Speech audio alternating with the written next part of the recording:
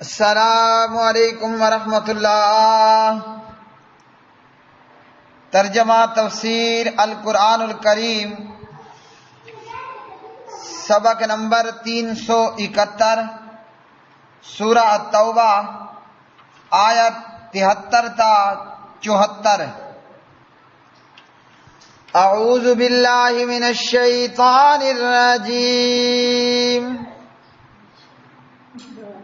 یا ایھا النبی جاہد الکفار والمنافقین واغلظ علیہم ومأواہم جہنم وبئس المصیر۔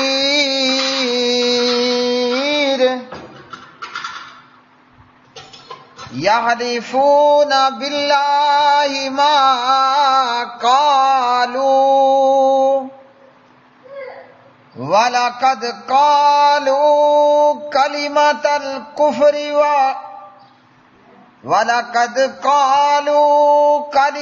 الْكُفْرِ وَكَفَرُوا بَعْدَ إِسْلَامِهِمْ وَهَمُّوا بِمَا لَمْ يَنَالُوا وَمَا نَقَمُوا إِلَّا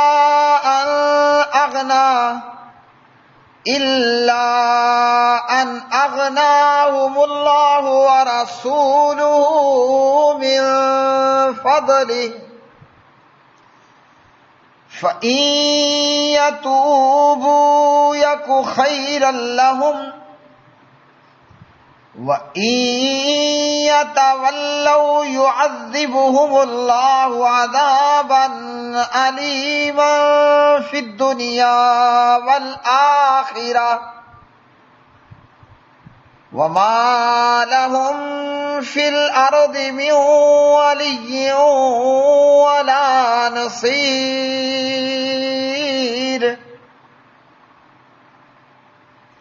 اے نبی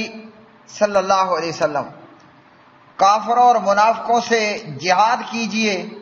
اور ان پر سختی کیجئے، اور ان کا ٹھکانہ جہنم ہے، اور وہ لوٹ کر جانے کی بری جگہ ہے۔ وہ اللہ تعالیٰ کی قسم کھاتے ہیں کہ انہوں نے بات نہیں کہی، حالانکہ بلا شبہ یقیناً انہوں نے کفر کی بات کہی، اور وہ اپنے اسلام کے بعد کفر کیا اور اس چیز کا ارادہ کیا جو انہوں نے نہیں پائی، اور انہوں نے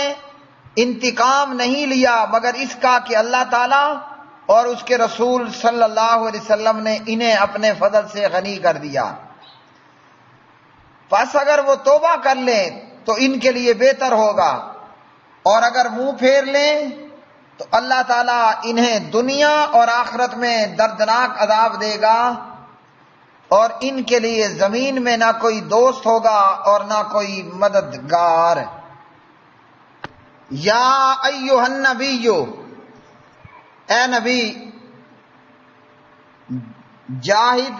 جہاد کیجئے الکفار کافروں سے، والمنافقین اور منافقوں سے، واغلظ اور سختی کیجئے علیہم ان پر، ومأواہم اور ان کا ٹھکانہ جہنم ہے، وبئس اور وہ بری ہے، المصیر لوٹ کر جانے کی جگہ۔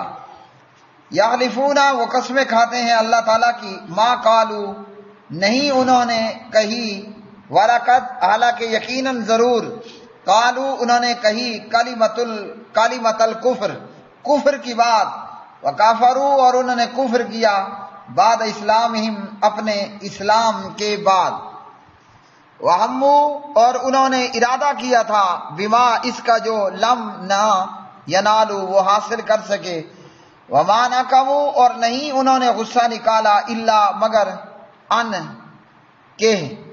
اغناہم اللہ غنی کر دیا انہیں اللہ تعالیٰ نے، ورسول اور اس کے رسول صلی اللہ علیہ وسلم نے، من فضلہ اپنے فضل سے، فَإِن پھر اگر یتوبو وہ توبہ کر لیں، یکو تو ہوگا خیرن بہتر، لہم ان کے لیے، وَإِن اور اگر یتولوا وہ منہ پھیریں، یعذبہم تو عذاب دے گا ان کو اللہ تعالی، عذاباً عذاب، علیماً بہت دردناک،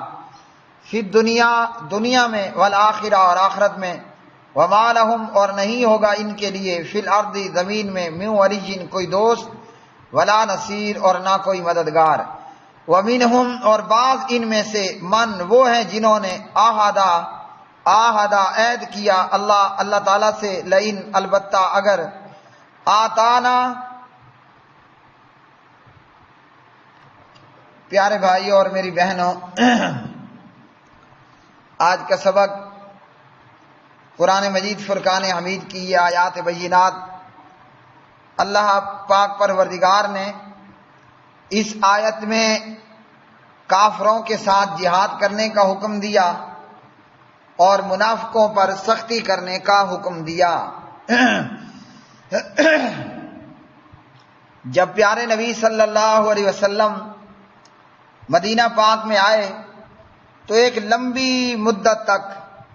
منافقوں کے ساتھ نرمی برتتے رہے۔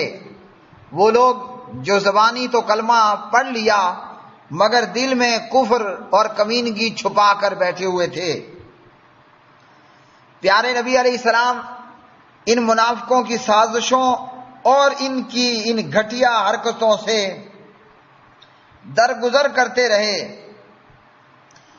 ہونا تو یہ چاہیے تھا کہ یہ کافر لوگ آپ کے درگزر اور آپ صلی اللہ علیہ وسلم کی نرمی سے جو ہے وہ اسلام کی طرف آ جاتے اور دل و جان سے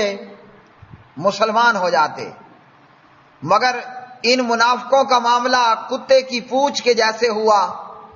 کہ کتے کی پونچھ ٹیڑھی کی ٹیڑھی ہی رہتی ہے۔ تو ان منافقین کا حال بھی یہی ہوا، نرمی برتنے کے باوجود یہ لوگ اپنے کفر پر اسی طرح برقرار رہے، بلکہ ان کی سازشیں مزید پروان چڑھنے لگیں۔ تو یہاں اب حکم ہوتا ہے کہ اے نبی، کافروں اور منافقوں کے ساتھ جہاد کرنا ہے اور ان پر سختی کرنی ہے۔ اب اگر کوئی منافق اس قسم کی کوئی گھٹیا حرکت کا ارتکاب کرے گا تو پھر اس کو جو سزا بنتی ہے وہ پوری کی پوری دی جائے گی۔ اب اس آیت سے کفار کی طرح اللہ رب العالمین نے منافقوں کے ساتھ بھی جہاد بھی سیف کرنے کا حکم دیا۔ کیا مطلب؟ کہ منافق اگر صریحاً کفر کا اظہار کرے گا، اگر منافق صراحتاً کفر کا ارتکاب کرے گا تو اس منافق پر بھی وہی معاملہ ہوگا جو کافر کے ساتھ جہاد کی صورت میں ہوتا ہے۔ اور یہ کہ اگر وہ صریحاً کفر کا معاملہ نہیں کرتے، زبانی کلامی کلمہ پڑھتے ہیں اور کھلم کھلا کفریہ اعلان نہیں کرتے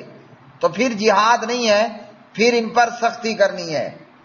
نبی علیہ السلام کو کہا گیا کہ ان کافروں، ان منافقوں کی گردنوں کو مار دیا جائے، لیکن پیارے نبی نے فرمایا رہنے دو، لوگ کہیں گے کہ یہ تو اب اپنے ساتھیوں کو بھی قتل کرنا شروع ہو گیا۔ ساتھی اس لیے کہ آپ کے ساتھ نماز پڑھتے، آپ کے پیچھے نماز پڑھتے تھے، کلمہ پڑھنے کی وجہ سے کلمہ پڑھنے والوں میں مسلمانوں کے اندر شمار ہوتا تھا۔ یہ منافق جب اپنی نجی محفلوں میں کفریہ باتیں کرتے تو اللہ سبحانہ و تعالیٰ ان کا پردہ اٹھا دیتا، تو پھر یہ جھوٹی قسمیں کھاتے اور مکرنے کی کوشش کرتے اور بہانے بناتے کہ جی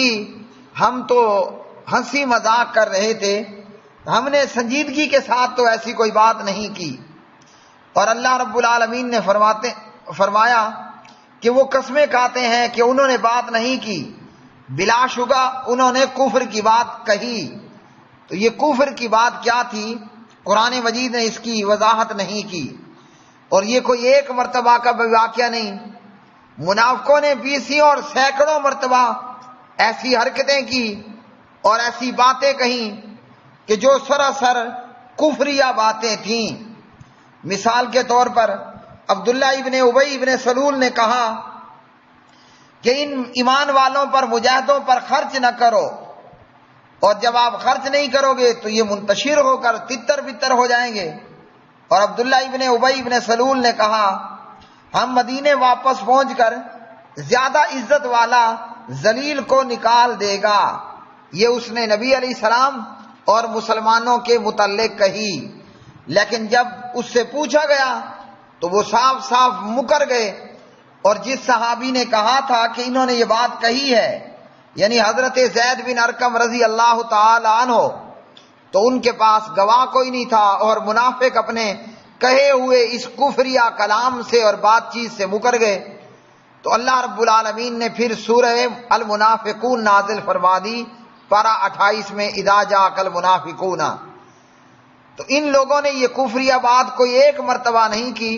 یہ 20 مرتبہ چھپ چھپا کے اپنی مجلسوں کے اندر ایسے کفریہ باتیں کہتے رہے اور کہتے چلے آئے تھے، لیکن معاملہ اوپن ہونے پر صاف مکر جاتے، انکاری ہو جاتے اور کہتے کہ جناب ہم نے تو ایسا کچھ نہیں کہا۔ اور اگر کوئی بات کھل کر سامنے آ جاتی تو پھر ایک اور راہ اختیار کرتے ہوئے کہتے کہ ہم تو ہنسی مذاق کر رہے تھے، جبکہ اللہ نے ان کا پول واضح طور پر کھول دیا۔ صحیح بخاری کتاب التفسیر حدیث نمبر 4900 اور اسی طرح دیگر احادیث۔ اور فرمایا کہ ان منافقوں نے جو ہے وہ کفر کیا اور جس چیز کا ارادہ کیا جو انہوں نے نہیں پائی، اور ان لوگوں نے انتقام اس وجہ سے لیا کہ یہ لوگ اللہ نے اپنے فضل سے انہیں غنی کر دیا، کہ اللہ اور اس کے رسول صلی اللہ علیہ وسلم نے انہوں لوگوں کو اپنے فضل سے غنی کر دیا، اور ساتھ یہ بھی بتا دیا کہ منافق بھی اب اگر توبہ کر لے تو اللہ تعالیٰ اس کی توبہ قبول کر لے گا، اور جو بے توبہ مرا تو اس کے لیے پھر دردناک عذاب ہوگا۔ اور منافقوں کو ہر مرتبہ اپنے منصوبوں کو پورا کرنے میں ناکامی ہوئی۔ مثال کے طور پر نبی علیہ السلام کو قتل کرنا چاہتے تھے مگر منافق ناکام ہوئے، مجاہدین کے مالی ذرائع کو بند کرنا چاہتے تھے مگر ناکام ہوئے، یہودیوں کو مدینے میں آباد دیکھنا چاہتے تھے مگر منافق ناکام ہوئے، عبداللہ بن ابی ابن سلول کو تخت و تاج کا مالک بنانا چاہتے تھے مگر ناکام ہوئے، مسلمانوں میں پھوٹ ڈالنے کے لیے مسجد زرار کا پودا لگانا چاہتے تھے مگر ناکام ہوئے، تبوک کے معرکے میں رومیوں کے ہاتھوں مسلمانوں کو جو ہے وہ مٹتا ہوا دیکھنا چاہتے تھے مگر ناکام ہوئے اور نامراد ہوئے۔ ہر ایک منصوبے میں منافق ناکام ہوئے اور نامراد ہوئے۔ نبی علیہ الصلوۃ والسلام نے فرمایا صحیح مسلم میں حدیث نمبر 2779 میں، میری امت میں سے 12 منافق ایسے ہیں جو نہ جنت میں جائیں گے نہ جنت کی خوشبو پائیں گے حتیٰ کہ اونٹ سوئی کے ناکے سے گزر جائے۔ تو ان منافقوں پر اللہ نے جنت حرام کر دی اور ان کے لیے جہنم ہے، اور جہنم کے اندر بھی جو ہے وہ درک اسفل ہے، سب سے نچلا اور گھٹیا ترین درجہ۔ اللہ وحدہ لا شریک سے دعا ہے کہ اللہ رب الرحمن ہمیں ایمان خالص اختیار کرنے کی توفیق عطا فرمائے اور دل و جان سے اسلام کو سچا سمجھ کر اس پہ عمل پیرا ہونے کی توفیق عطا فرمائے۔ وآخر دعوانا ان الحمد للہ رب العالمین۔